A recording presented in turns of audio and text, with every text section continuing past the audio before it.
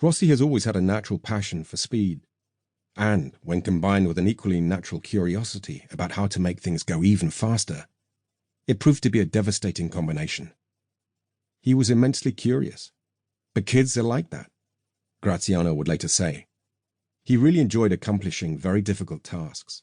But kids also do that. Every kid has a talent, but sometimes they don't know they have it. Or maybe they don't know for what they have a gift. Valentino had a big talent. Fathers make their kids play, first of all with the toys they like themselves. Valentino developed a great passion for speed. I think it's difficult not to become passionate about the game of speed. Valentino had talent. He enjoyed racing, and this became his life. But finance was also important in Rossi's decision to switch four wheels for two. Because of his age, he would have to move up to the 100cc category in the National Go-Kart Championship in 1992.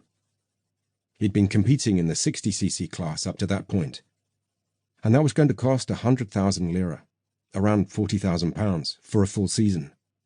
Knowing that this was going to be a huge stretch for his mother and father, it played a big part in Rossi's decision to ditch karts and focus on the much cheaper sport of mini-moto racing. To me, it wasn't hard to decide, Valentino wrote in his 2005 autobiography, What If I Had Never Tried It? My ideas were clear. I could feel the passion for motorbikes growing. But he did also admit that money was an issue. Motorbikes were not my second choice. But doubts over money only contributed to my choice, but they were not the decisive factor. While Graziano and Stefania both lived comfortably enough, partly due to Graziano's thriftiness with money, neither was fabulously wealthy. And so, in the winter of 1992, after he had won the regional Minimoto Championship, Rossi made his decision, suddenly asking his father as they drove between Cattolica and Tavullia, "Why don't we race motorbikes?" By this, Rossi meant full-sized motorbikes, not minimotos. Because in 1993, he would turn 14 and finally be old enough to race them. That would still be much cheaper than racing on four wheels, and the path might even be smoothed over thanks to Graziano's extensive contacts in the motorcycling world. To the teenage Rossi, it made perfect sense. But it's not difficult to imagine Graziano's reaction. As a former top-level bike racer himself, he must have been proud that his son had chosen to follow in his footsteps. But the flip side is that every bike racer is all too well aware of the dangers the sport involves. Valentino's decision might prove to be a poisoned chalice. Should he be encouraged?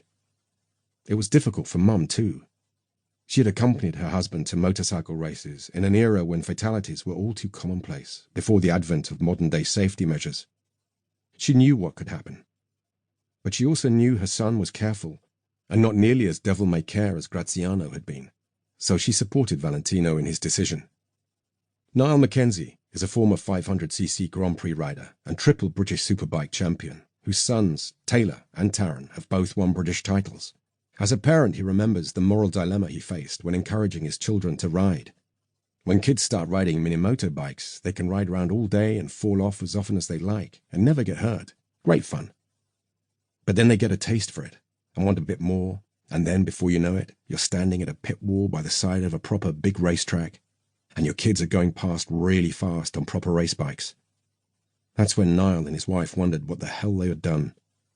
But by that point, he continues, it's too late. You can't tell them they're not allowed to do it anymore. We wondered if we'd done the right thing. That's when I realized that, as parents, we're actually hardwired to look after our kids, not to give them dangerous things to do. That's when we had the really serious conversation with the boys about the dangers of the sport, and I'm sure Graziano did the same thing with Valentino. As long as they're fully aware of the dangers and fully accept them, then all you can do is to try to make sure they're as safe as they can be. All of us racers know parents who've lost their kids to racing, so we know it's not a game.